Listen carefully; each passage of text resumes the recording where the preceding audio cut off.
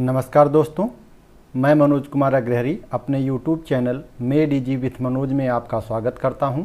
दोस्तों, इस वीडियो में हम समसामयिक घटनासार के दूसरे टॉपिक राष्ट्रीय घटनाओं की अर्धवार्षिकी का संपूर्ण रिवीजन करेंगे।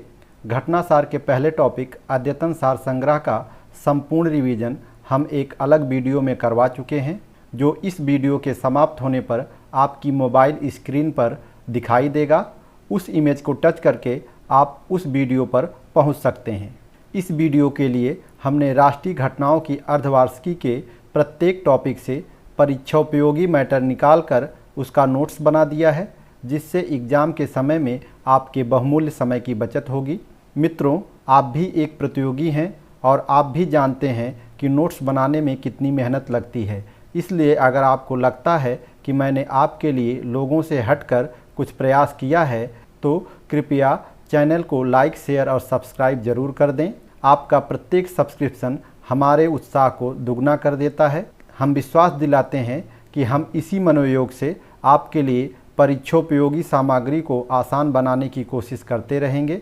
तो चलिए अब बिना समय गंवाए आज की क्लास शुरू करते हैं। राष्ट्रीय घटनाओं की अर्धवार्षिकी का पहला टॉपिक है 5 राज्यों में विधानसभा चुनावों के बाद नई सरकारों का गठन। तो देखते हैं किन किन राज्यों में चुनाव हुए हैं हाल ही में। पहला राज्य है उत्तर प्रदेश, दूसरा उत्तराखंड, तीसरा मणिपुर, चौथा गोवा और पांचवा पंजाब। इन राज्यों में कहां कहां किसकी सरकार बनी है? तो उत्तर प्रदेश, उत्तराखंड, मणिपुर और गोवा में बीजेपी की सरकार बनी है। पंजाब एकमात्र ऐसा राज्य है जहां पे आपकी सरकार बनी है। पंजाब दूसरा ऐसा राज्य है जहां पे आपकी सरकार बनी है। इसके पहले दिल्ली में आपकी सरकार थी। अब देखिए किस राज्य में कौन मुख्यमंत्री बना है। तो उत्तर प्रदेश में योगी आदित्यनाथ जी, जो कि पहले से ही उत्तर प्रदेश के मुख्यमंत्री थे, वे दोबारा चुने गए हैं। इसी प्रकार उत्तराखंड में पुष्कर सिंह धामी, जो पहले सीएम थे, वही फिर बनाए गए हैं, जबकि ये चुनाव हार चुके हैं। मणिपुर में बीरेन सिंह, ये पहले से सीएम रहे हैं, दोबारा फिर चुने गए हैं। गोवा में प्रमोद सावंत, ये भी पहले से सीएम रहे हैं और दोबारा फिर से चुने गए हैं। और पंजाब में भगवंत मान सीएम बनाए गए हैं। 8 जनवरी 2022 को इन 5 राज्यों में चुनाव कार्यक्रम की घोषणा की गई थी और चुनाव परिणाम आया 10 मार्च 2022 को। अब एक एक राज्य देख लेते हैं। पहले देखते हैं पंजाब। तो यहाँ पे ध्यान रखिएगा कि ये विधानसभा सीटों से संबंधित है, लेकिन मैं यहाँ पर लोकसभा और राज्यसभा की सीटें भी आपको बता दे रहा हूँ, क्योंकि कभी कभी प्रश्न डायरेक्ट ना पूछ के इनडायरेक्ट भी पूछ लिए जाते हैं। तो पंजाब में विधानसभा की कुल 117 सीटें हैं और लोकसभा की 13 सीटें हैं तथा राज्यसभा की 7 सीटें हैं। पंजाब में एक चरण में चुनाव संपन्न हुआ था, जो कि 20 फरवरी को हुआ। अब परिणाम देख लेते हैं। पंजाब में आप 92 सीटों पर जीती है और उसने कुल मतों का 42% प्राप्त किया है। दूसरी सबसे बड़ी पार्टी कांग्रेस रही है, जो 18 सीटें जीती है। तीसरे नंबर पर शिरोमणि अकाली दल है, जो 3 सीटें जीता है। बीजेपी बहुत प्रयास के बाद भी 2 सीट जीत पाई है और बीएसपी, जो कि यूपी में भी 1 सीट जीती है, वो पंजाब में भी 1 सीट जीत पाई है। अगला फैक्ट देखते हैं। 16 मार्च को भगवंत मान पंजाब के 17वें मुख्यमंत्री के रूप में शपथ लिए हैं। किस नंबर के मुख्यमंत्री हैं? 17वें नंबर के। नेक्स्ट, शपथ ग्रहण शहीद भगत सिंह के गांव खटकर कला में संपन्न हुआ है। यहाँ पे ये देखिए कि आप भगत सिंह के गांव में ही अपना शपथ ग्रहण समारोह क्यों की? तो जिस तरह से बीजेपी अपना मत प्रतिशत बढ़ाने के लिए राष्ट्रवाद का सहारा ले रही है, कुछ उसी तरह आप भी बीजेपी के नक्शे कदम पर चलना चाह रही है। अब देखते हैं कि पंजाब के मुख्यमंत्री कौन हैं। तो पंजाब के मुख्यमंत्री हैं बनवारी लाल पुरोहित। इन्होंने ही भगवंत मान को सीएम पद की शपथ दिलाई है। और भगवंत मान पहले क्या रहे हैं ये भी जान लेते हैं। तो भगवंत मान पहले हास्य और व्यंग्यकार कलाकार थे और ये 2014 से 2022 तक आपके लोकसभा सदस्य भी रहे हैं। अगला राज्य है यूपी। तो यूपी में विधानसभा सीटों की कुल संख्या है 403 और विधान परिषद सीटें हैं 100, लोकसभा की सीटें हैं 80 और राज्यसभा सीटें हैं 31। यहाँ पे मतदान 7 चरण में संपन्न हुआ। फरवरी में 5 चरण और मार्च में 2 चरण। फरवरी में किस किस डेट को मतदान हुआ है? तो 10 फरवरी, 14 फरवरी, 20 फरवरी, 23 फरवरी और 27 फरवरी को। और मार्च में 3 और 7 मार्च को मतदान संपन्न कराए गए हैं। यूपी का परिणाम क्या रहा है? तो यूपी में बीजेपी 255 सीटें जीती हैं और इसे कुल मतों का 41.3% प्राप्त हुआ है। ये जो सीटें हैं ये सिर्फ बीजेपी की हैं, लेकिन जो बीजेपी गठबंधन यूपी में बना था उसकी कुल सीटें 273 हैं। दूसरे नंबर पर समाजवादी पार्टी आती है जिसे 111 सीटें मिली हैं और इसे कुल मतों का 32.1% प्राप्त हुआ है। तीसरे नंबर पर अपना दल सोनेलाल वाली पार्टी है जिसे 12 सीटें मिली हैं। चौथे नंबर पर राष्ट्रीय लोक दल है जिसे 8 सीटें प्राप्त हुई हैं। फिर है सुहेल देव भारतीय समाज पार्टी, इसे 6 सीटें मिली हैं। नेक्स्ट है निर्बल इंडियन शोषित हमारा आम दल जिसे 6 सीटें मिली हैं। अगली पार्टी है भारतीय राष्ट्रीय कांग्रेस जिसे 2 सीटें मिली हैं। नेक्स्ट है जनसत्ता दल लोकतांत्रिक पार्टी, इसे भी 2 सीटें मिली हैं। और लास्ट है बहुजन समाजवादी पार्टी, इसे 1 सीट मिली है। अगला फैक्ट है पहले की तुलना में अब की बार सर्वाधिक 48 महिलाओं ने चुनाव जीता है। पूर्ण बहुमत से लगातार दूसरी बार सरकार बनाने का कारनामा 37 वर्ष बाद हुआ है, जो कि बीजेपी द्वारा संभव हुआ है। नेक्स्ट फैक्ट है 25 मार्च को लखनऊ के इकाना स्टेडियम में राज्यपाल श्रीमती आनंदीबेन पटेल ने योगी आदित्यनाथ को पद और गोपनीयता की शपथ दिलाई है। तो ध्यान रखिएगा कि उत्तर प्रदेश की राज्यपाल हैं श्रीमती आनंदीबेन पटेल। इसी तरह से एक वाक्य में कई प्रश्न छिपे होते हैं, आपको उन प्रश्नों को याद रखना पड़ेगा। योगी आदित्यनाथ लगातार दूसरी बार यूपी के मुख्यमंत्री बने हैं और उप मुख्यमंत्री 2 लोग बनाए गए हैं। एक जो पहले से उप मुख्यमंत्री रहे हैं केशव प्रसाद मौर्य और दूसरे अब की बार नए बनाए गए हैं ब्रजेश पाठक। और मंत्रियों की जहां तक बात है तो कुल 54 मंत्रियों को शपथ दिलाई गई है, जिसमें से 18 कैबिनेट मंत्री और 14 स्वतंत्र प्रभार वाले और 5 महिला मंत्री हैं। नेक्स्ट राज्य है उत्तराखंड। उत्तराखंड में विधानसभा सीटें हैं 70 और लोकसभा सीटें 5 तथा राज्यसभा सीटें 3 हैं। उत्तराखंड का परिणाम क्या रहा तो देख लीजिए, यहाँ पे बीजेपी 47 सीटें जीती है और इसे कुल मतों का 44.3% प्राप्त हुआ है। कांग्रेस 19 सीटों पर विजयी रही है और बीएसपी 2 सीट जीत पाई है तथा निर्दलियों ने भी 2 सीटें जीती हैं। हारने के बावजूद पुष्कर सिंह धामी को राज्य का लगातार दूसरी बार मुख्यमंत्री बनाया गया है। पुष्कर सिंह धामी सबसे कम उम्र के मुख्यमंत्री हैं, ये 45 वर्ष की उम्र में ही राज्य के मुख्यमंत्री बन गए हैं। अगला राज्य है मणिपुर। मणिपुर में विधानसभा सीटों की संख्या 60 है और यहाँ लोकसभा की सीटें 2 हैं तथा राज्यसभा की 1 ही सीट है। यहाँ पे 2 चरण में मतदान हुए हैं।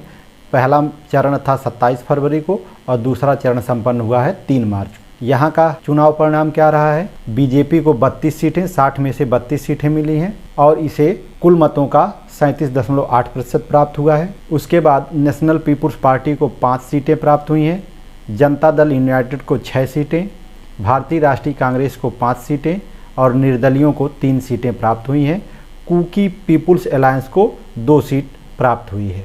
नोंगथोम्बम बीरेन सिंह राज्य के लगातार दूसरी बार मुख्यमंत्री बने हैं और यहाँ के राज्यपाल हैं यल गणेशन। इन्होंने ही बीरेन सिंह को पद और गोपनीयता की शपथ दिलाई है। अगला राज्य है गोवा। गोवा में विधानसभा सीटों की संख्या 40 है और लोकसभा की 2 सीटें यहाँ पे हैं और राज्यसभा की 1 सीट। परिणाम क्या रहा गोवा का, गोवा में पुनः बीजेपी की सरकार बनी है।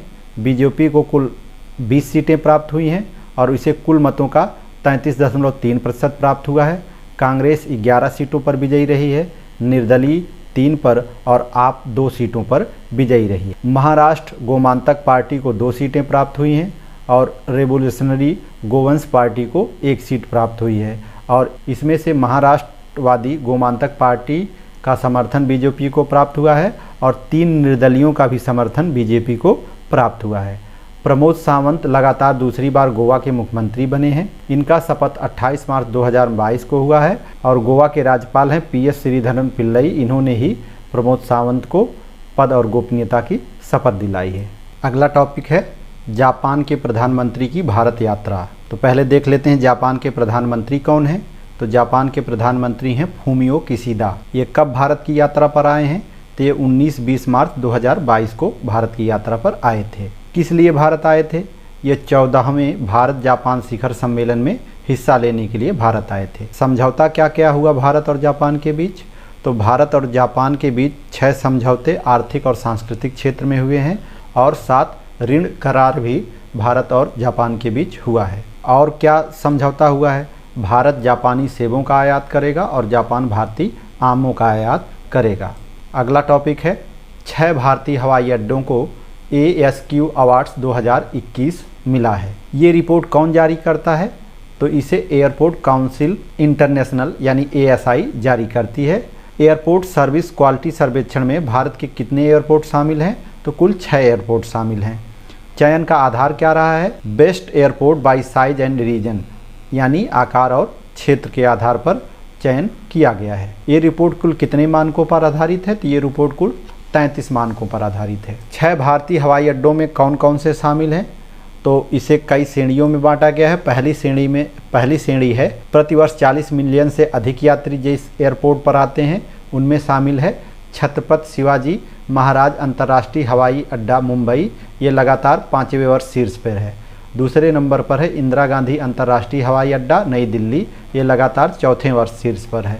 दूसरी श्रेणी है प्रतिवर्ष 15 से 25 मिलियन यात्री जिस एयरपोर्ट पर आते हैं उसमें शीर्ष स्थान प्राप्त हुआ है राजीव गांधी अंतर्राष्ट्रीय हवाई अड्डा हैदराबाद को। अगली श्रेणी है प्रतिवर्ष 5 से 15 मिलियन यात्री जिस एयरपोर्ट पर आते हैं उसमें कोचीन अंतर्राष्ट्रीय हवाई अड्डा शीर्ष पर है। दूसरा है सरदार वल्लभ भाई पटेल अंतर्राष्ट्रीय हवाई अड्डा अहमदाबाद। अगली श्रेणी है वे हवाई अड्डे जहां प्रतिवर्ष 2 से 5 मिलियन यात्री आते हैं, तो उसमें चंडीगढ़ एयरपोर्ट शीर्ष पर है। अगला टॉपिक है भारत का पहला पूर्ण स्वामित्व वाला महिला पार्क। भारत का पहला पूर्ण स्वामित्व वाला महिला औद्योगिक पार्क हैदराबाद में 8 मार्च 2022 को अंतर्राष्ट्रीय महिला दिवस के अवसर पर खोला गया है, जिसे फिक्की लेडीज ऑर्गेनाइजेशन द्वारा बढ़ावा दिया जा रहा है। महिला उद्यमी पहले से ही इस पार्क में अपना व्यवसाय शुरू करने और संचालित करने की तीव्र इच्छा व्यक्त कर रही हैं। तो यहाँ महत्वपूर्ण है कि ये कहाँ खोला गया है? तो ये हैदराबाद में खोला गया है और ये भारत का पहला पूर्ण स्वामित्व वाला महिला औद्योगिक पार्क है। अगला टॉपिक है राज्य स्वास्थ्य सूचकांक 2019-20। इसे किस संस्था द्वारा जारी किया जाता है? तो राज्य स्वास्थ्य सूचकांक नीति आयोग द्वारा जारी किया जाता है। इसे जारी करने में किनका सहयोग रहा है? तो विश्व बैंक की स्वास्थ्य विशेषज्ञ सीना छाबड़ा, नीति आयोग के उपाध्यक्ष राजीव कुमार, नीति आयोग के CEO अमिताभ कांत और नीति आयोग के अतिरिक्त सचिव डॉक्टर राकेश सरवाल का भी इसमें सहयोग रहा है। तैयार करने में किन संस्थाओं का सहयोग मिला है? तो विश्व बैंक और स्वास्थ्य एवं परिवार कल्याण मंत्रालय का सहयोग राज्य स्वास्थ्य सूचकांक जारी करने में प्राप्त हुआ है। ओवरऑल परफॉर्मेंस के मामले में शीर्ष 5 राज्य हैं। पहला राज्य है केरल, दूसरे नंबर पर तमिलनाडु, तीसरे पर तेलंगाना, चौथे पर आंध्र प्रदेश और 5वें पर महाराष्ट्र है। अंतिम स्थान यूपी को प्राप्त हुआ है। हालांकि प्रदर्शन में सुधार के मामले में उत्तर प्रदेश अग्रणी स्थान पर है। इसके बाद प्रदर्शन में सूचकांक के मामले में दूसरे स्थान पर असम आता है। छोटे राज्यों में शीर्ष पर है मिजोरम और मेघालय। केंद्र शासित प्रदेशों में दिल्ली के बाद जम्मू कश्मीर ने सबसे अच्छा प्रदर्शन किया है। रिपोर्ट का शीर्षक था स्वस्थ राज्य प्रगतिशील भारत। रिपोर्ट में किन राज्यों को सुधार के मामले में निगेटिव अंक दिए गए हैं? तो उनमें है हिमाचल प्रदेश, छत्तीसगढ़, राजस्थान, हरियाणा और कर्नाटक। वर्तमान रिपोर्ट चौथी रिपोर्ट है और ये 2017 से जारी की जा रही है। अगला टॉपिक है IIT मद्रास ने ARIIA यानी Atal ranking of institution on innovation achievement 2021 में पहला स्थान प्राप्त किया। IIT मद्रास इस रैंकिंग में लगातार तीसरे वर्ष टॉप पर रहा है। टॉप 10 में 7 IIT शामिल हैं। देख लेते हैं कि टॉप 10 में कौन कौन से संस्थान शामिल हैं। पहला है IIT मद्रास, दूसरे पर है IIT बॉम्बे, तीसरे पर है IIT दिल्ली, चौथे पर है IIT कानपुर, 5वें पर है IIT रुड़की और 6वें पर है भारतीय विज्ञान संस्थान बेंगलुरु और 7वें पर है IIT हैदराबाद और 8वें पर है IIT खड़गपुर, 9वें पर है राष्ट्रीय प्रौद्योगिकी संस्थान कालीकट और 10वें पर है मोतीलाल नेहरू प्रौद्योगिकी संस्थान प्रयागराज। राज्य और डीम्ड विश्वविद्यालय की श्रेणी में पंजाब विश्वविद्यालय चंडीगढ़ शीर्ष पर है, दूसरे नंबर पर दिल्ली प्रौद्योगिकी विश्वविद्यालय है और तीसरे नंबर पर नेताजी सुभाष प्रौद्योगिकी विश्वविद्यालय दिल्ली है। सरकारी इंजीनियरिंग कॉलेजों की श्रेणी में पुणे इंजीनियरिंग कॉलेज शीर्ष पर है। निजी विश्वविद्यालय श्रेणी में Kalinga institute of industrial technology Khordha Orissa पहले स्थान पर है।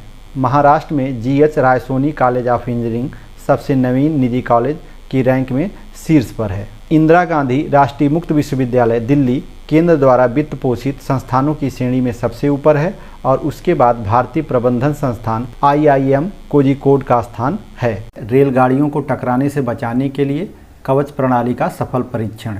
ये पूर्णतः स्वदेशी तकनीक है। जीरो एक्सीडेंट मिशन के तहत रेलवे ने स्वदेशी तकनीक से इस प्रणाली का विकास किया है। इसका परीक्षण सिकंदराबाद में किया गया है। एक ट्रेन में रेल मंत्री अश्विनी वैष्णव सवार थे और दूसरी ट्रेन में रेलवे बोर्ड के चेयरमैन BK त्रिपाठी सवार थे। जब दोनों ट्रेनें एक दूसरे के सामने आईं तो उनमें अपने आप ब्रेक लग गया। तो इस प्रकार ये परीक्षण सफल रहा। कवच प्रणाली में अगर दो ट्रेन स्पीड से एक दूसरे की तरफ आ रही हैं तो अपने आप ही ब्रेक लग जाता है। इसके अलावा जब ट्रेन फाटकों के पास पहुंचती हैं तो अपने आप सीटी भी बजने लगती है। इस प्रणाली में उच्च आवृत्ति के रेडियो संचार का प्रयोग किया जाता है। यह प्रणाली सुरक्षा मानक 4 के अनुरूप है, जो किसी भी सुरक्षा प्रणाली का उच्चतम स्तर है। अगला टॉपिक है पुणे में शिवाजी की प्रतिमा के अनावरण के साथ मेट्रो रेल का उद्घाटन। मोदी जी द्वारा 6 मार्च 2022 को पुणे में 3 काम किया गया। पहला है 1850 किलोग्राम वजनी 9.5 फीट ऊंची शिवाजी की मूर्ति का अनावरण किया गया। दूसरा, पुणे मेट्रो रेल परियोजना के 12 किमी के विस्तार का शुभारंभ किया गया। इस रेल परियोजना में विशेष क्या है? पुणे मेट्रो भारत में पहली ऐसी परियोजना है जिसमें मेक इन इंडिया के तहत स्वदेशी रूप से निर्मित एल्युमिनियम बॉडी कोच लगे हैं। तीसरा काम जो मोदी जी द्वारा करवाया गया वो है मूलामुथा नदी के 9 किलोमीटर हिस्से का कायाकल्प।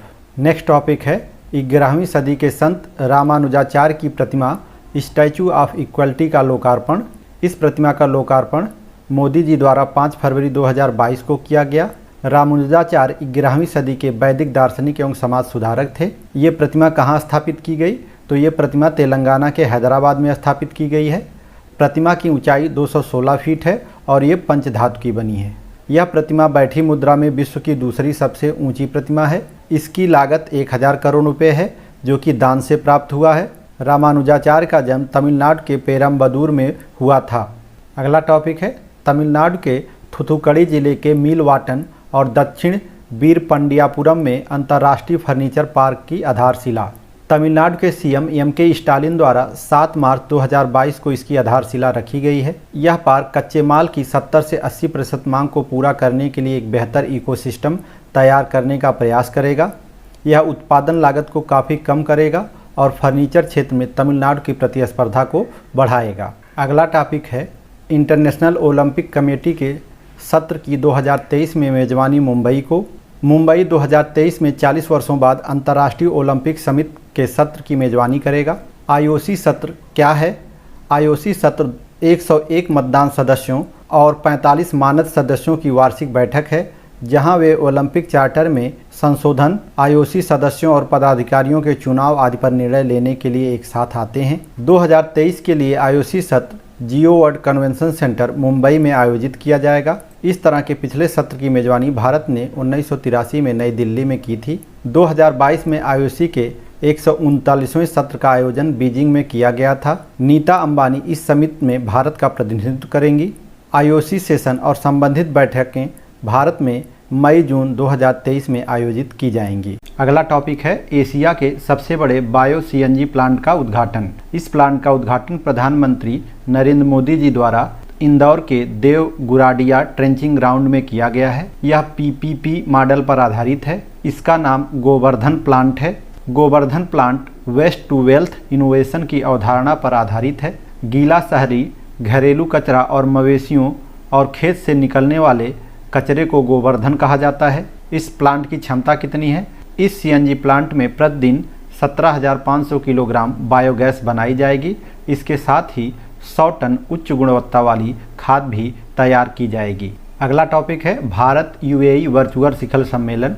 प्रधानमंत्री नरेंद्र मोदी और अबू धाबी के क्राउन प्रिंस शेख मोहम्मद बिन जायद अल नाहयान के बीच 18 फरवरी 2022 को वर्चुअल शिखर बैठक हुई। इस अवसर पर एक संयुक्त दृष्टिपत्र भारत और संयुक्त अरब अमीरात व्यापक सामरिक साझेदारी में प्रगति, नए मोर्चे, नया मील का पत्थर शीर्षक से जारी किया गया। इस दौरान Bharat UAE comprehensive economic partnership agreement यानी सेपा पर भी हस्ताक्षर किए गए। इस सेपा समझौते के चलते अगले 5 वर्षों में दोनों देशों के बीच द्विपक्षीय व्यापार 60 अरब डॉलर से बढ़कर 100 अरब डॉलर तक पहुंच जाएगा। अगला टॉपिक है भारत की ब्रह्मोस मिसाइल खरीदने वाला फिलीपींस पहला देश। कुल खरीद 2,812 करोड़ रुपए की होगी। यह समझौता 28 जनवरी 2022 को फिलीपींस के क्वेजोन सिटी में संपन्न हुआ। ब्रह्मोस मिसाइल निर्यात के लिए भारत के पास आने वाला यह पहला विदेशी ऑर्डर है। भारत से मिसाइल के तट आधारित जहाज रोधी संस्करण के खरीद का समझौता हुआ है। समझौते में 3 बैटरियों की आपूर्ति, ऑपरेटरों और अनुरक्षकों के लिए प्रशिक्षण के साथ साथ आवश्यक एकीकृत लॉजिस्टिक समर्थन पैकेज भी शामिल है। अगला टॉपिक है एसडीजी लक्ष्य प्राप्त करने में भारत 192 देशों में 120वें स्थान पर है। पिछले साल भारत 117वें स्थान पर था। लक्ष्यों से दूर रहने का प्रमुख कारण सरकारी प्रशासन में मौजूद कमियों और नीतियों के अनुपालन से जुड़ी खामियों को बताया गया है। इस रैंकिंग में भारत का समग्र विकास लक्ष्य स्कोर 100 में से 66 था। पाकिस्तान 129 को छोड़कर भारत लगभग सभी दक्षिण एशियाई देशों में पीछे है। 129 का मतलब है 129वें स्थान पर पाकिस्तान है। अगला टॉपिक है सतत विकास लक्ष्यों में राज्यों का प्रदर्शन। एसडीजी यानी सस्टेनेबल डेवलपमेंट गोल में सर्वश्रेष्ठ प्रदर्शन करने वाले राज्य हैं। पहला राज्य है कर्नाटक, दूसरे स्थान पर तमिलनाडु, तीसरे पे हिमाचल, चौथे पे गोवा, 5वें पे कर्नाटक और 6ठे पे आंध्र प्रदेश और 7वें पे उत्तराखंड है। राष्ट्रीय औसत से बिहार 14 और यूपी 11 लक्ष्यों में पीछे है। गरीबी कम करने में यूपी, बिहार, झारखंड, छत्तीसगढ़, एमपी सबसे पीछे हैं। नागरिकों को पेयजल प्रदान कर पाने में दिल्ली, राजस्थान, असम, पंजाब, अरुणाचल प्रदेश का रिकॉर्ड सबसे खराब है। सतत विकास सूचकांक 2021 में शीर्ष स्थान पर फिनलैंड है। उसके बाद दूसरे स्थान पर स्वीडन, तीसरे पर डेनमार्क, चौथे पर जर्मनी और 5वें पर बेल्जियम का स्थान आता है। अगला टॉपिक है उत्तराखंड का अस्कोट वन्यजीव अभयारण्य को इको सेंसिटिव जोन घोषित किया गया है। भारत के पर्यावरण, वन और जलवायु परिवर्तन मंत्रालय ने उत्तराखंड के पिथौरागढ़ जिले में स्थित अस्कोट वन्यजीव अभयारण्य को इको सेंसिटिव जोन की अंतिम अधिसूचना दिसंबर 2021 में जारी की है। यह इको सेंसिटिव जोन उत्तराखंड का पहला ऐसा इको सेंसिटिव जोन बनाया गया है जिसमें एक भी गाँव शामिल नहीं है। यह मुख्यतः काली नदी और उसकी सहायक जल संभरण क्षेत्र में स्थित है। अस्कोट को कस्तूरी मृग वन्यजीव अभयारण्य भी कहा जाता है। अभयारण्य का मूल उद्देश्य क्षेत्र की वनस्पतियों और वन्यजीवों की बृहद जैव विविधता का संरक्षण करना है। अगला टॉपिक है 351 और रक्षा उत्पादों के आयात पर प्रतिबंध। पिछले 16 महीनों में यह ऐसी तीसरी सूची है। पहली सूची अगस्त 2020 में जारी की गई थी जिसमें 101 उत्पादों पर प्रतिबंध लगाया गया था। दूसरी सूची मई 2021 में जारी की गई जिसमें 108 उत्पादों पर प्रतिबंध लगाया गया था और तीसरी सूची ये लेटेस्ट है जो दिसंबर 2021 में जारी की गई है। इसमें 351 रक्षा उत्पादों के आयात पर प्रतिबंध लगाया गया है। ये सारी कार्रवाई रक्षा क्षेत्र में आत्मनिर्भरता प्राप्त करने हेतु की जा रही है। देश में रक्षा उत्पादन बढ़ाने हेतु मई 2020 में रक्षा क्षेत्र में FDI 49% से बढ़ाकर 74% कर दिया गया है। अगला टॉपिक है PSLV C-52 से 3 उपग्रहों का सफल प्रक्षेपण। प्रक्षेपण की तिथि है 14 फरवरी 2022।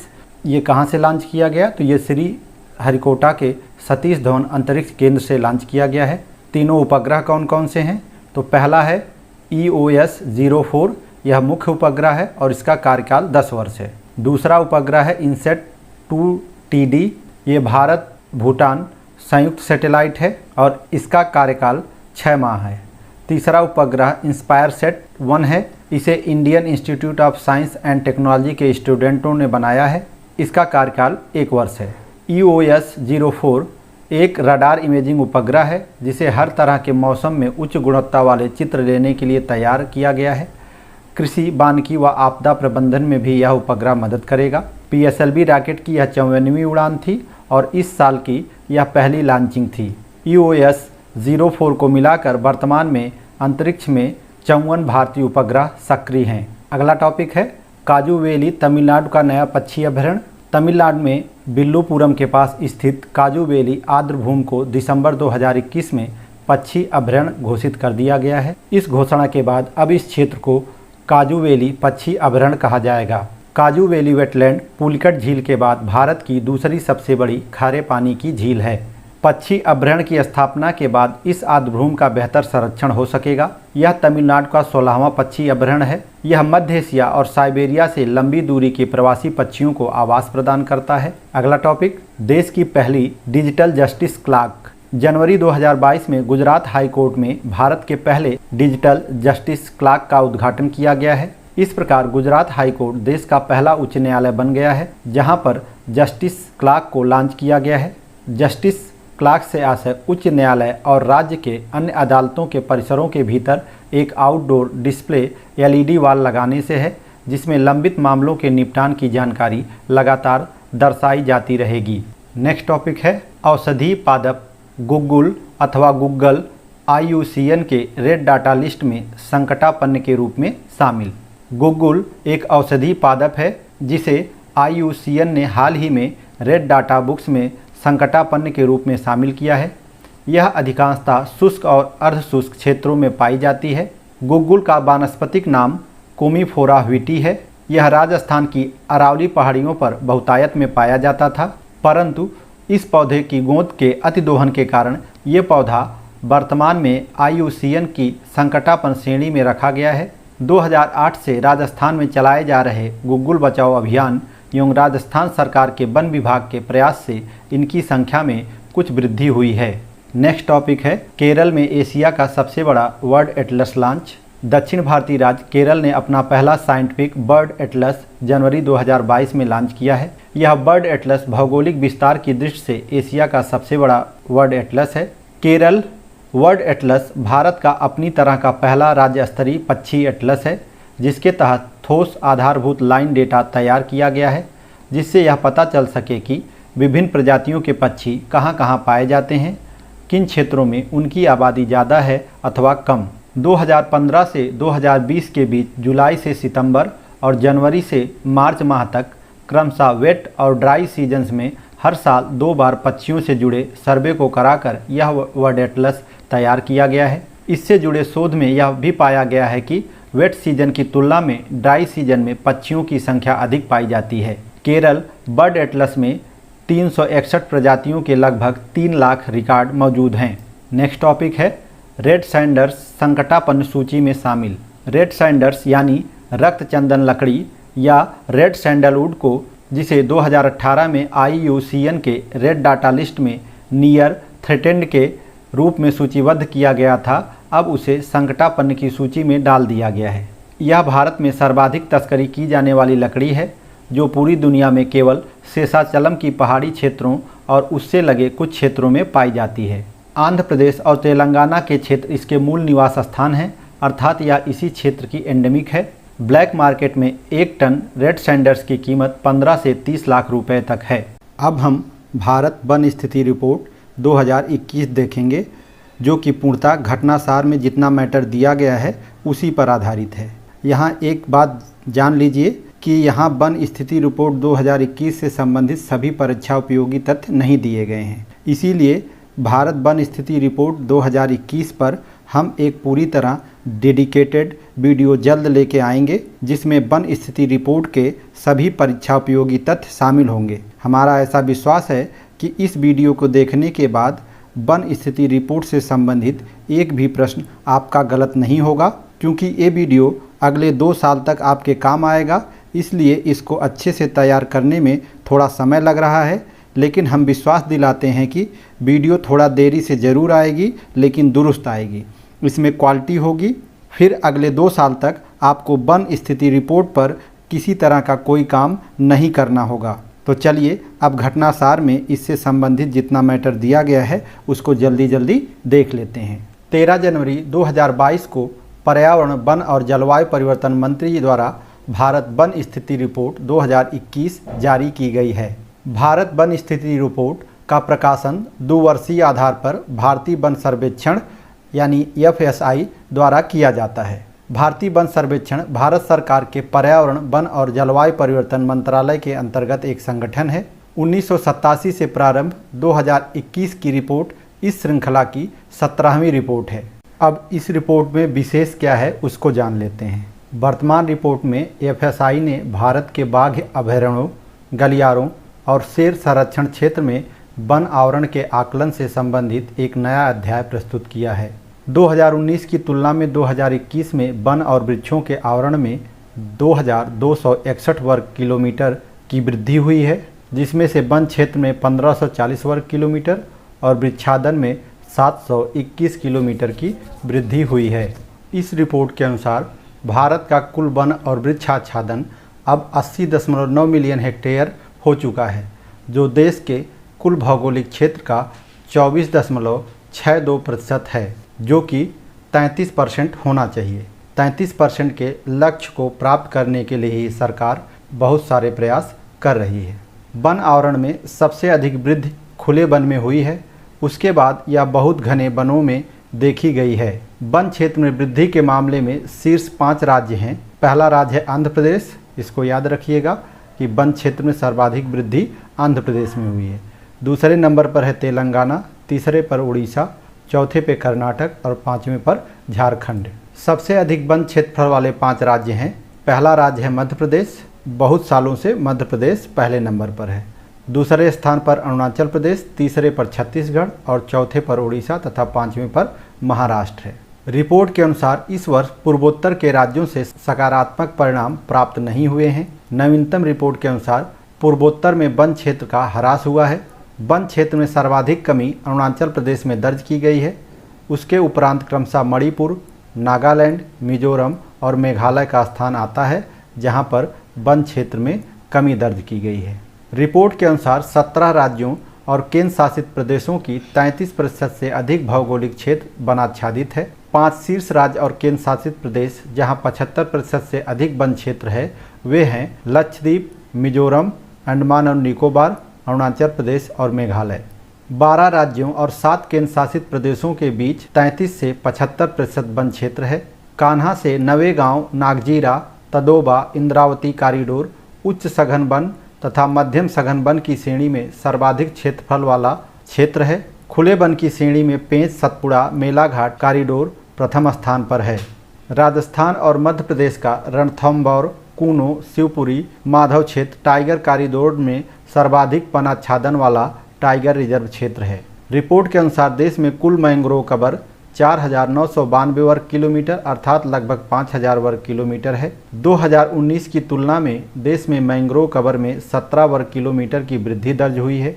मैंग्रोव कवर में वृद्धि दर्ज करने वाले शीर्ष 3 राज्य हैं उड़ीसा, जहां 8 वर्ग किलोमीटर की वृद्धि हुई है, महाराष्ट्र यहां 4 वर्ग किलोमीटर की वृद्धि हुई है और कर्नाटक में 3 वर्ग किलोमीटर की वृद्धि देखी गई है। अगला टॉपिक है 2023 G20 शिखर सम्मेलन के लिए सचिवालय। भारत 1 दिसंबर 2022 से 30 नवंबर 2023 तक G20 की अध्यक्षता करेगा और G20 शिखर सम्मेलन 2023 18वां संस्करण भारत में आयोजित किया जाएगा। G20 सचिवालय को प्रधानमंत्री की अध्यक्षता वाली एक शीर्ष समिति द्वारा निर्देशित किया जाएगा। इसके अन्य सदस्य होंगे वित्त मंत्री निर्मला सीतारमण, गृह मंत्री अमित शाह, विदेश मंत्री एस जयशंकर और G20 शेरपा पीयूष गोयल। G20 सचिवालय की क्या जिम्मेदारी है? तो G20 सचिवालय भारत के आगामी G20 प्रेसिडेंसी के संचालन के लिए आवश्यक समग्र नीतिगत निर्णयों और व्यवस्थाओं के कार्यान्वयन के लिए जिम्मेदार होगा। 2021 का G20 शिखर सम्मेलन रोम, इटली में हुआ था और 2022 का G20 शिखर सम्मेलन बाली, इंडोनेशिया में हुआ था और 2023 का G20 शिखर सम्मेलन नई दिल्ली, भारत में आयोजित किया जाएगा। नई दिल्ली में यह सचिवालय फरवरी 2024 तक कार्य करेगा। फैथ 2035 विजन दस्तावेज। Federation of associations in Indian tourism and hospitality यानी फैथ ने 16 फरवरी 2022 को अपना विजन दस्तावेज जारी किया है। यह दस्तावेज भारतीय स्वतंत्रता के 75वें वर्ष के उपलक्ष्य में जारी किया गया है। दस्तावेज जारी करने का उद्देश्य 2035 तक भारतीय पर्यटन को दुनिया में पसंदीदा और प्रिय बनाना है। अगला टॉपिक है विश्व सतत शिखर सम्मेलन 2022। इस वर्ष के शिखर सम्मेलन का विषय था पारिस्थितिकी अनुकूल ग्रह की ओर एक सतत और न्याय संगत भविष्य सुनिश्चित करना। प्रधानमंत्री मोदी जी द्वारा वर्ल्ड सस्टेनेबल डेवलपमेंट समिट में उद्घाटन भाषण दिया गया। इस उद्घाटन भाषण में प्रधानमंत्री ने कहा कि reduce, reuse, recycle, recover, redesign और रीमैन्युफैक्चरिंग भारत के सांस्कृतिक लोकाचार का हिस्सा है। अगला टॉपिक, भारत सरकार ने 54 चीनी ऐप पर लगाया प्रतिबंध। कब लगाया गया ये प्रतिबंध? तो ये प्रतिबंध 14 फरवरी 2022 को लगाया गया। मुख्य ऐप जिन पर प्रतिबंध लगाया गया वे हैं मार्की गेम फ्री फायर और टेंसेंट तथा अलीबाबा और नेटईज। अब तक चीन के कुल 321 ऐप भारत में प्रतिबंधित किए जा चुके हैं। अगला टॉपिक है, कोलकाता की दुर्गा पूजा यूनेस्को की अमूर्त सांस्कृतिक विरासत की सूची में शामिल। यूनेस्को की समिति ने दुर्गा पूजा की उस पहल की प्रशंसा की है जिसके माध्यम से हाशिए पर रहने वाले समूहों या व्यक्तियों के साथ साथ महिलाओं को भागीदारी और सुरक्षा मिलती है। कोलकाता की दुर्गा पूजा को लेकर अब तक भारत के 14 अमूर्त सांस्कृतिक विरासत को इस सूची में शामिल किया गया है। 2017 में कुंभ को और 2016 में योग और नवरोज को यूनेस्को की सांस्कृतिक विरासत की सूची में शामिल किया गया था। मानवता की अमूर्त विरासत की प्रतिनिधि सूची में वर्तमान में 492 अवयव शामिल हैं। अगला टॉपिक है, केरल का पहला कारवां पार्क। केरल का पहला कारवां पार्क इडुक्की जिले में स्थित एक सुंदर हिल स्टेशन बागामोन में बनाया गया है। पहल के तहत 2 तरह के कारवां होंगे। पहले मॉडल में 2 मेहमानों को समायोजित किया जाएगा, जबकि दूसरे मॉडल में 4 लोगों के परिवार के रहने की व्यवस्था होगी। राज्य पर्यटन विभाग द्वारा कारवां पर्यटन को ऐसे समय में छुट्टियों के लिए एक सुरक्षित साधन के रूप में पेश किया गया था जब लोग कोविड-19 के प्रकोप के कारण बाहर निकलने में असमर्थ थे। नेक्स्ट टॉपिक, नासिक में भारत की पहली जय सुरक्षा स्तर 3 नियंत्रण मोबाइल प्रयोगशाला का उद्घाटन। इस प्रयोगशाला का उद्घाटन 16 फरवरी को किया गया है। मोबाइल प्रयोगशाला ICMR के विशेष रूप से प्रशिक्षित वैज्ञानिकों द्वारा नए उभरते और फिर से उभरने वाले वायरल संक्रमणों की जांच करने में मदद करेगी। नई लॉन्च की गई लैब देश के दूरदराज और जंगली इलाकों तक पहुंच बनाने में सक्षम होगी ताकि मानव और पशु स्रोतों से नमूनों का उपयोग करके प्रकोपों की जांच की जा सके। जिन दोस्तों को ये नोट्स और वीडियो पसंद आ रहा है वे यदि इसका PDF चाहते हैं तो स्क्रीन पर दिखाई दे रहे व्हाट्सएप नंबर पर अपना नाम, अपना ज़िला और आप किस प्रतियोगी परीक्षा की तैयारी कर रहे हैं लिखकर हमें भेज दीजिए। आपको PDF बिल्कुल मुफ्त में उपलब्ध करा दिया जाएगा। दोस्तों, हमारा यह प्रयास आपको कैसा लग रहा है हमें कमेंट करके अवश्य बताइए, क्योंकि आपका कमेंट हमारे लिए ताली बजाने जैसा प्रोत्साहन प्रदान करता है। हिमाचल प्रदेश का पहला जैव विविधता पार्क। हिमाचल प्रदेश को लुप्तप्राय हिमालयी जड़ी बूटियों के संरक्षण में अपना योगदान देने वाला पहला जैव विविधता पार्क मिला है। यह पार्क मंडी की जंजैहली घाटी के भुलाह घाटी में स्थित है। तो यह पार्क कहाँ स्थित है? जंजैहली घाटी के भुलाह घाटी में। हिमाचल प्रदेश के वन विभाग द्वारा राष्ट्रीय हिमालय अध्ययन मिशन के तहत इस पार्क की स्थापना की गई है। पार्क का उद्देश्य हिमालय में पाए जाने वाले विभिन्न औषधीय जड़ी बूटियों के गहन खोज करने के लिए शोधकर्ताओं द्वारा नए अवसरों का विस्तार करने के साथ साथ पर्यटन गतिविधियों को जोड़ना है जो विलुप्त होने के कगार पर हैं। अगला टॉपिक है, केरल में देश का पहला graphene innovation centre. Digital university Kerala द्वारा शीघ्र ही देश के पहले ग्राफीन इनोवेशन सेंटर की स्थापना की जाएगी। इस सेंटर की स्थापना हेतु डिजिटल यूनिवर्सिटी ने centre for materials for electronics technology CMET Thrissur के साथ साझेदारी की है। टाटा स्टील लिमिटेड इस केंद्र का औद्योगिक हिस्सेदार होगा। अगला टॉपिक है, अटल सुरंग को दुनिया की सबसे लंबी राजमार्ग सुरंग की मान्यता।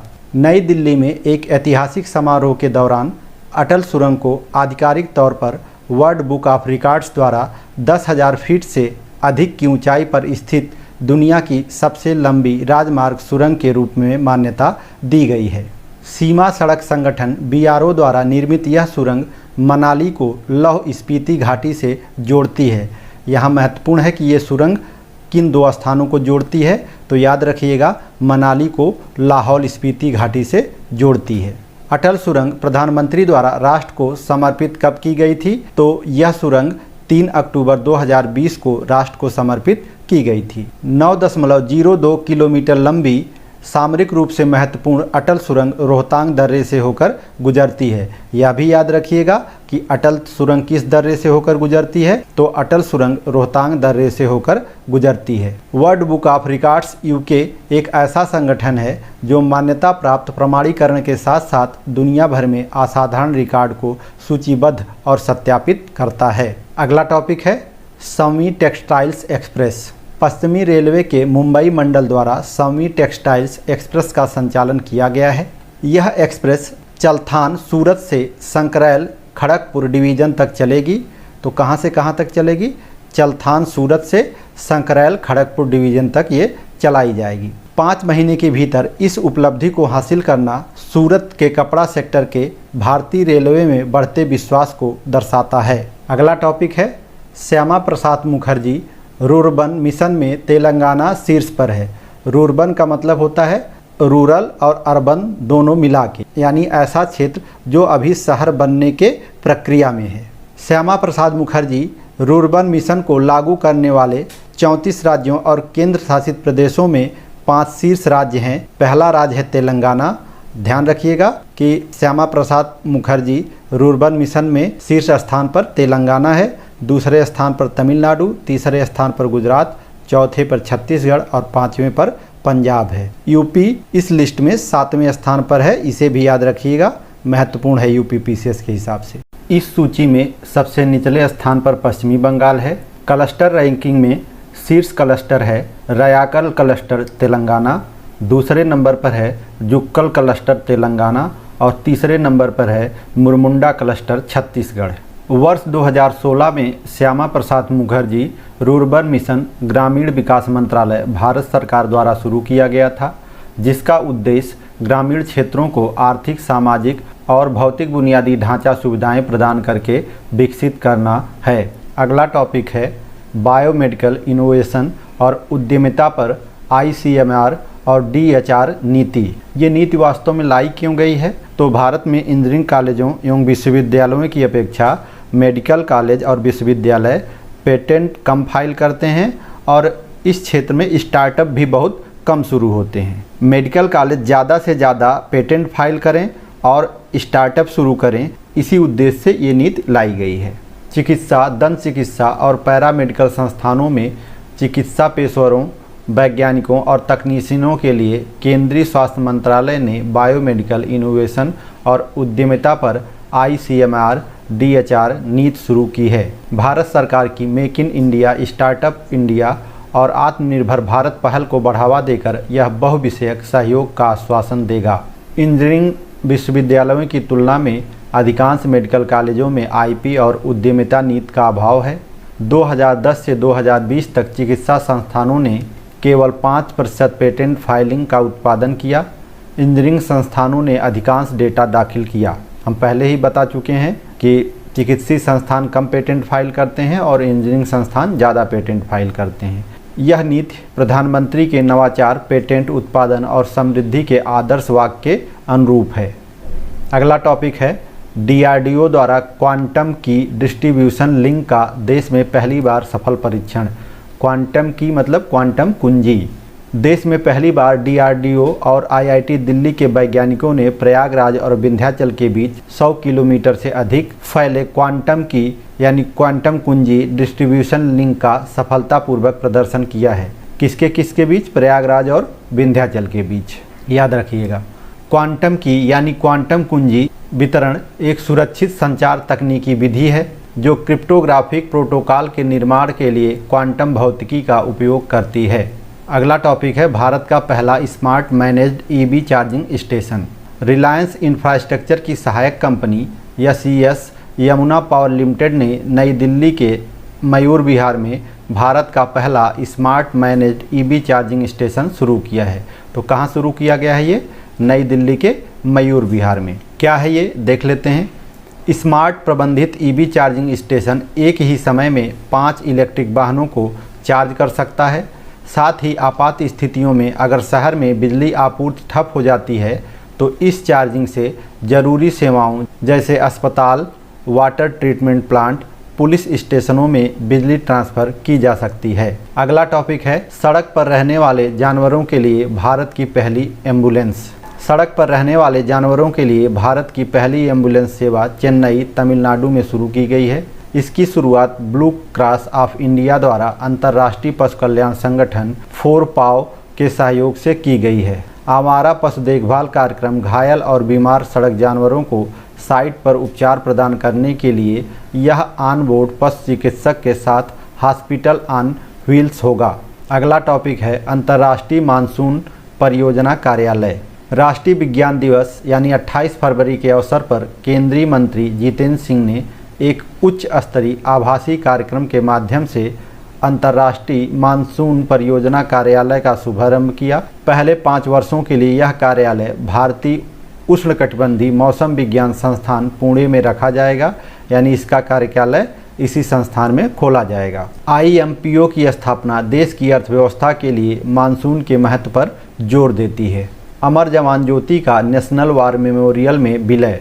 हाल ही में पिछले 50 सालों से राजधानी दिल्ली में इंडिया गेट पर स्थित अमर जवान ज्योति का राष्ट्रीय युद्ध स्मारक की ज्योति में 21 जनवरी 2022 को समारोहपूर्वक विलय कर दिया गया।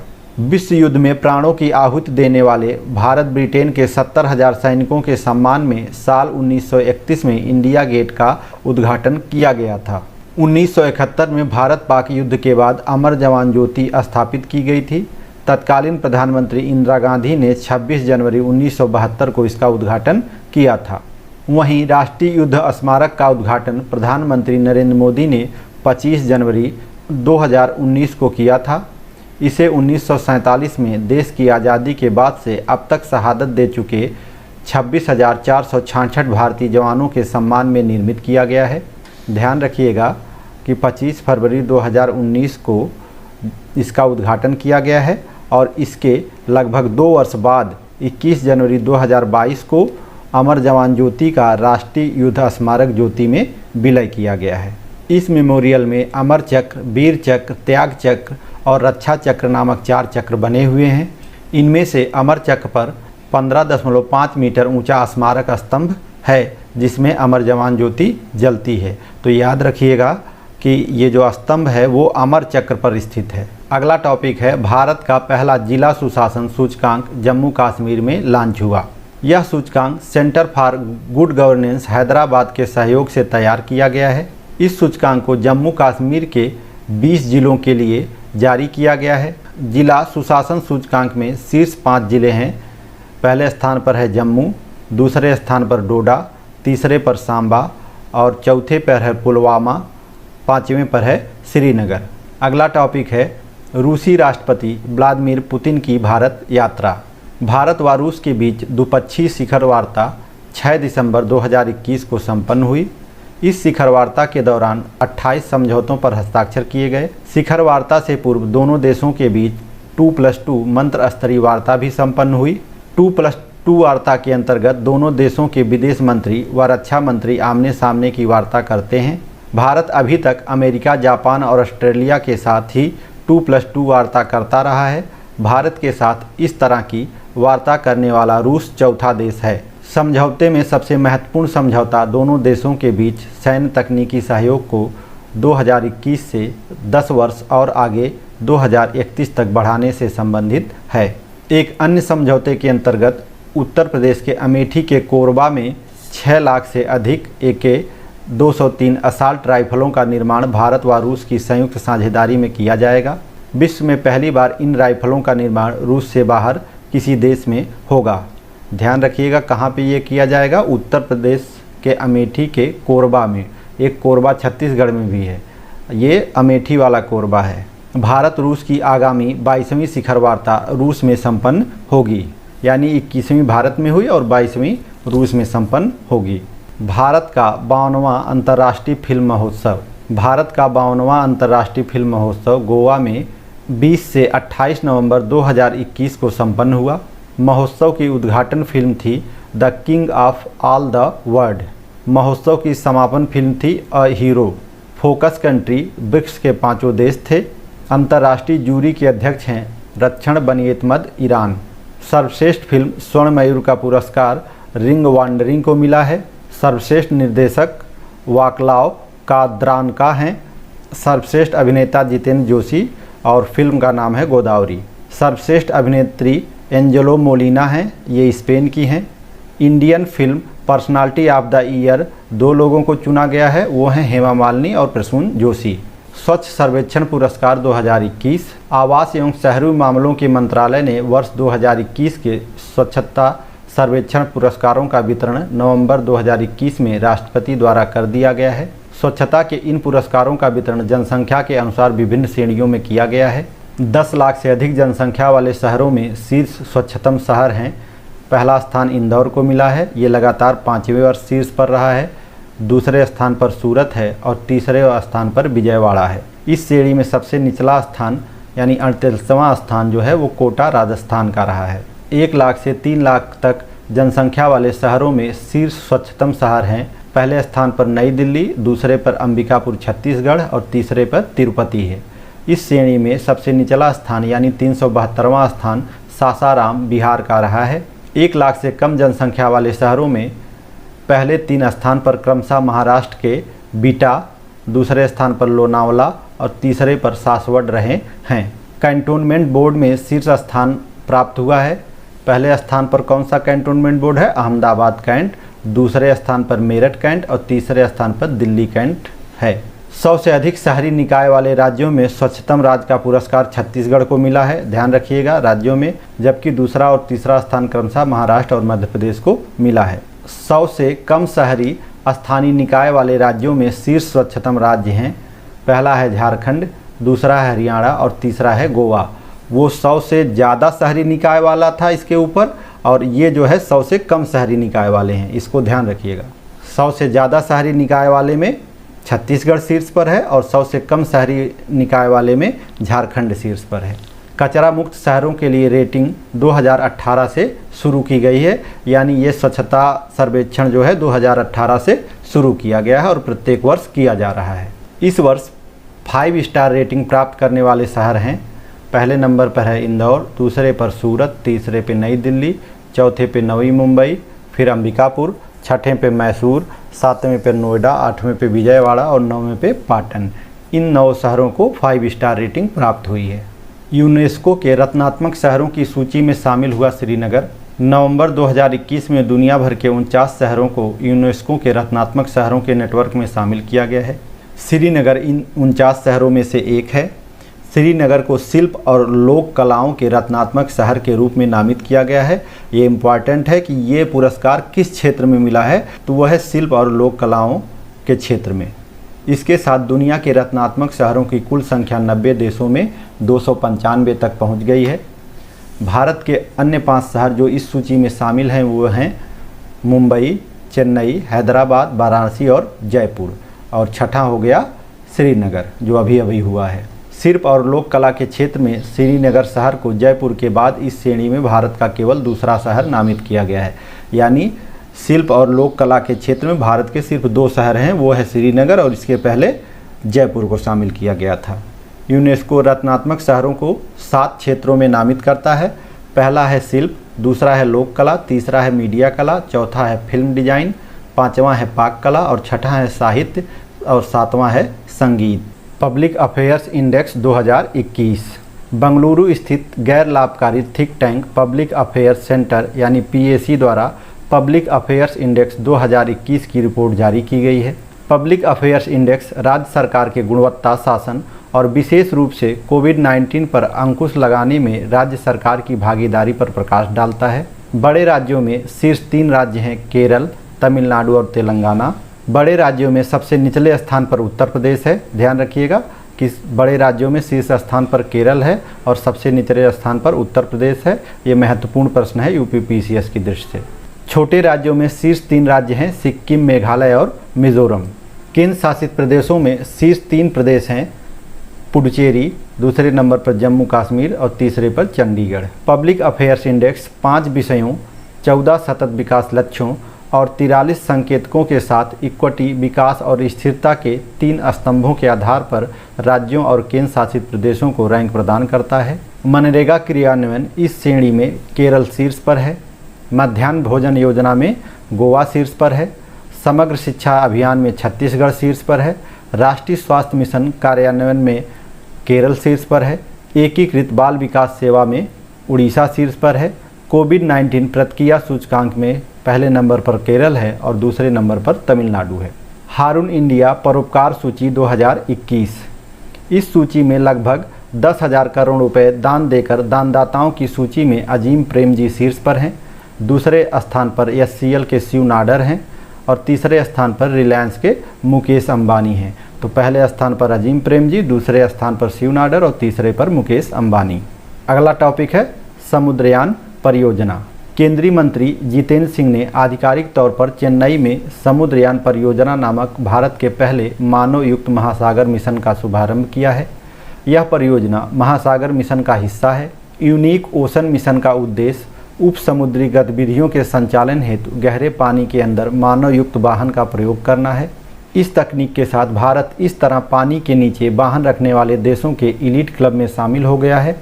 अभी तक अमेरिका, रूस, जापान, फ्रांस और चीन जैसे देश ही यह कारनामा कर पाए हैं। अगला टॉपिक है देवासाहेम पिल्लई को संत की उपाधि। वेटिकन के पोप फ्रांसिस ने कन्याकुमारी में 18वीं शताब्दी में जन्मे देवासाहेम पिल्लई को संत की उपाधि देने की हाल ही में घोषणा की है। यह पहली बार होगा जब किसी आम भारतीय ईसाई को यह उपाधि दी जाएगी। पिल्लई चर्च के गैर पृष्ठ सदस्य थे, यानी उन्हें पहले से कोई धार्मिक उपाधि नहीं दी गई थी। देवासाहेम ने 1745 ईस्वी में स्वयं को हिंदू से ईसाई धर्म में परिवर्तित कर अपना नाम लेजरस रखा था। यानी देवासाहेम पिल्लई का पहले क्या नाम था? लेजरस। अगला टॉपिक है चेन्नई मैसूर चेन्नई शताब्दी एक्सप्रेस एकीकृत प्रबंधन प्रणाली प्रमाणन प्राप्त करने वाली दक्षिण रेलवे की पहली ट्रेन।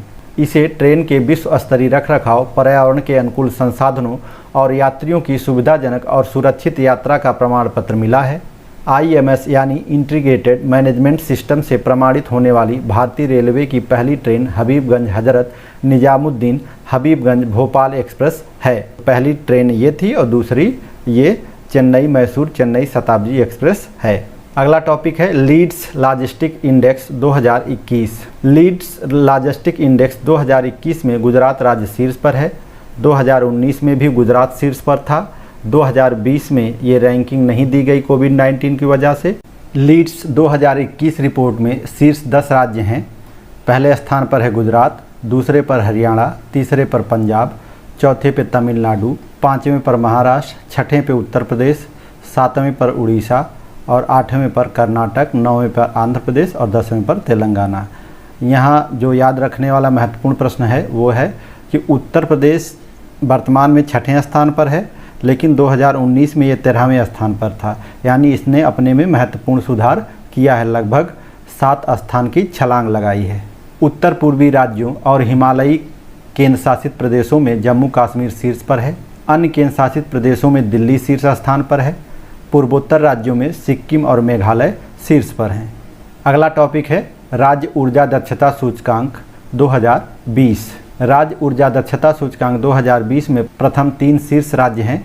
पहले स्थान पर है कर्नाटक, दूसरे स्थान पर राजस्थान, तीसरे पर हरियाणा। 2019 में राजस्थान शीर्ष पर था, अब की बार कर्नाटक शीर्ष पर है। इस सूची में उत्तर प्रदेश 9वें स्थान पर है। अगला टॉपिक है mapping India's climate vulnerability assessment 2021।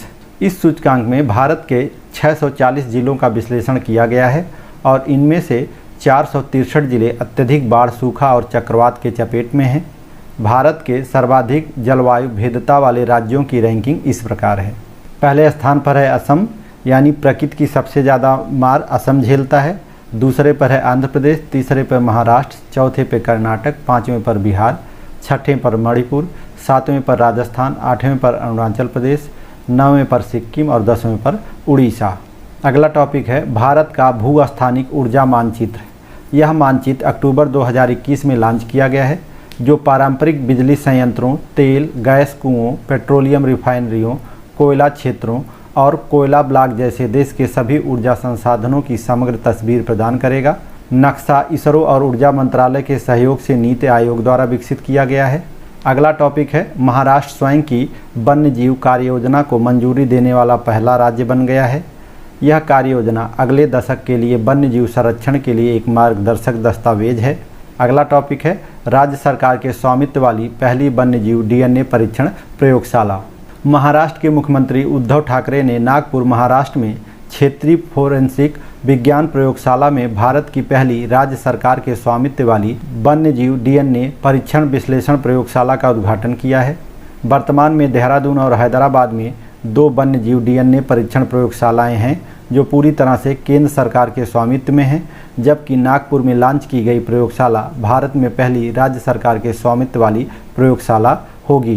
प्रयोगशाला विशेष रूप से पोक्सो अधिनियम के तहत दर्ज मामलों से निपटेगी। इस प्रयोगशाला का निर्माण निर्भया योजना के तहत किया गया है। अगला टॉपिक है देश का पहला अल्कोहल संग्रहालय। गोवा के कैंडोलिम बीच में देश का पहला अल्कोहल संग्रहालय खोला गया है, जिसमें शताब्दियों पुराने अल्कोहल बॉटल्स, ग्लासवेयर और उपकरणों को रखा गया है। इस संग्रहालय का नाम ऑल अबाउट अल्कोहल म्यूजियम रखा गया है। गोवा का कैंडोलिम बीच अपने अल्कोहल पेय पदार्थ फेनी के लिए विश्व प्रसिद्ध है। वर्ष 2013 में गोवा के फेनी को भौगोलिक संकेतक यानी GI टैग मिल चुका है। गोवा के कैसू फेनी को भी GI टैग दिया जा चुका है। 2016 में फेनी को गोवा का हेरिटेज ड्रिंक भी घोषित किया जा चुका है। अगला टॉपिक है माउंट हैरियट का नाम माउंट मणिपुर रखा गया। अक्टूबर 2021 में मणिपुर के स्वतंत्रता सेनानियों को श्रद्धांजलि देते हुए केंद्र सरकार ने अंडमान और निकोबार द्वीप समूह के एक शिखर माउंट हैरियट का नाम बदलकर माउंट मणिपुर कर दिया है। माउंट हैरियट, जो अब माउंट मणिपुर बन गया है, अंडमान निकोबार द्वीप समूह की तीसरी सबसे ऊंची चोटी है। यहाँ पर एंग्लो मणिपुरी युद्ध के दौरान मणिपुर के महाराजा कुलचंद ध्वज सिंह तथा 22 अन्य स्वतंत्रता सेनानियों को कैद किया गया था। नेक्स्ट टॉपिक है 7 नए रक्षा सार्वजनिक उपक्रम राष्ट्र को समर्पित। प्रधानमंत्री नरेंद्र मोदी ने 200 साल पुराने आयुध निर्माणी बोर्ड के विघटन से बने 7 नए रक्षा सार्वजनिक उपक्रम 15 अक्टूबर 2021 को राष्ट्र को समर्पित कर दिया। 7 नए रक्षा सार्वजनिक उपक्रमों में शामिल हैं, पहला है एम्युनिशंस इंडिया लिमिटेड, दूसरा है आर्म व्हीकल निगम लिमिटेड, तीसरा है advance weapons and equipment India limited, चौथा है ट्रूप्स कंपार्टमेंट्स लिमिटेड, पांचवा है यंत्र इंडिया लिमिटेड, छठा है इंडिया आर्टिलरी लिमिटेड और सातवां है gliders India limited. Next topic है भारत का पहला स्मार्टफोन आधारित ई-वोटिंग समाधान। तेलंगाना ने कोविड-19 महामारी को देखते हुए भारत का पहला स्मार्टफोन आधारित ई-वोटिंग समाधान ऐप विकसित किया है। ई-वोटिंग का उद्देश्य मतदाताओं के उन वर्ग के लिए मतदान की सुविधा उपलब्ध कराना है जिनमें दिव्यांग लोग, वरिष्ठ नागरिक, बीमार लोग, मतदान कर्मी और IT पेशेवर शामिल हैं। इस ऐप को विकसित करने में IIT भिलाई के निदेशक प्रोफेसर रजत मूना का बड़ा योगदान है। मूना भारतीय चुनाव आयोग के टेक्निकल एडवाइजर भी हैं। इस तरह राष्ट्रीय घटनाओं की अर्धवार्षिकी यहीं पे समाप्त होती है। इस उम्मीद के साथ कि हमारा यह अथक प्रयास आपके लिए लाभकारी होगा, आज की क्लास समाप्त करते हैं। मिलते हैं नेक्स्ट वीडियो में, तब तक के लिए जय हिंद।